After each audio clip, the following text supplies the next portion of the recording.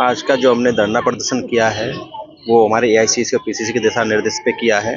जिस तरह से सत्य की जीत हुई, असत्य की हार हुई, ईडी के ऊपर जो कोर्ट ने संज्ञान लेने से मना कर दिया, उन्होंने स्पष्ट कह दिया है, एवेन्यू राज कोर्ट ने साफ कहा है कि भाई ये मामला ईडी के क्षेत्राधिकार का नहीं है और बिल्कुल साफ क्लीन चिट दे दी कि नेशनल हेराल्ड केस के अंदर ऐसे कोई भी घोटाला नहीं हुआ, ऐसा कुछ भी संपत्ति का दुरुपयोग नहीं हुआ जिसको अपन इस पे संज्ञान में लें या इस पे सुनवाई करें।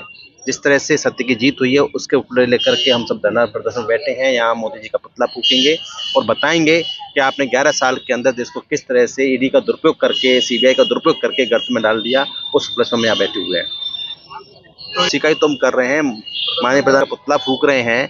जिस तरह से हुआ कि आपको जनता ने सरकार बनाई है, आपको देश का शासन सौंपा है, आप देश हित में काम करें, जनहित में काम करें, प्रतिशोध की राजनीति ना करें। अगर आप सरकार सुनवाई कर रही है और करेगी भी, क्योंकि जनता ने चुना है। आपकी सुनवाई, हमने सिर्फ मोदी जी का पुतला फूका है, सांकेतिक धरना प्रदर्शन किया है, ये है मामला। आज धरना प्रदर्शन किया गया, वो किसने किया है? आज हमारे धौलपुर में गांधी पार्क में एक धरना प्रदर्शन किया गया है। आज धरना प्रदर्शन 2 मुद्दों के ऊपर था।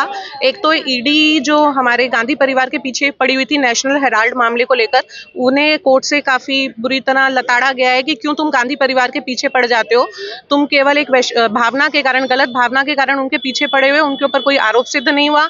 और दूसरा, मनरेगा को लेकर जो हमारे महात्मा गांधी जी के नाम से जो एक ग्रामीणों के लिए योजना चल रही थी, जो अकुशल काम को करने के भी काबिल थे, जो उन्हें 100 दिन का वेतन देने की गारंटी रखता था, उस योजना में से महात्मा गांधी का नाम हटाने की कोशिश की जा रही है। आरएसएस और बीजेपी दोनों महात्मा गांधी जी का नाम हटा के उसे राम योजना के नाम से करना चाह रहे हैं। इसके विरोध में आज यह प्रदर्शन था। गांधी पार्क में एआईसीसी और पीसीसी के निर्देशानुसार कांग्रेस पार्टी ने एक आयोजन, एक मीटिंग का किया है, जिसमें जो एक झूठा केस माननीय सोनिया गांधी जी और राहुल गांधी जी के खिलाफ बीजेपी के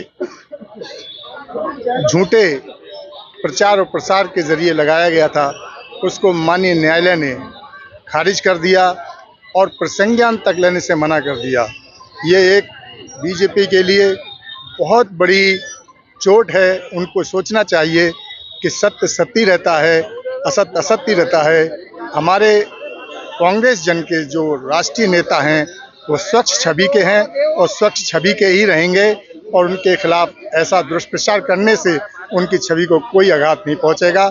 इसलिए हम आज इस केस, झूठे केस लगाया है, इसकी निंदा करते हैं और आगे आह्वान करते हैं कि इस तरीके का झूठे केस हमारे राष्ट्रीय नेताओं पर नहीं लगाया जाए।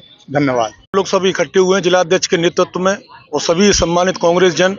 आज हम लोग जो हेराल्ड केस वाले मामले के साथ साथ जो आज मनरेगा कानून को बदलने की जो साजिश की जा रही है और जो बदलने की पूरी कवायद की जा रही है, आप लोग नहीं समझ रहे हैं। मैं प्रेस के माध्यम से ये कहना चाहता हूं, इस कानून में 90% का पैसा पहले केंद्र सरकार देती थी, जो आज 60 और 40 का रेशियो करने जा रही है। जिस सबसे इस कानून का, इस विधेयक का सबसे कम नकारात्मक प्रभाव जो पड़ेगा वो जनता पर सापेक्ष रूप से पड़ेगा।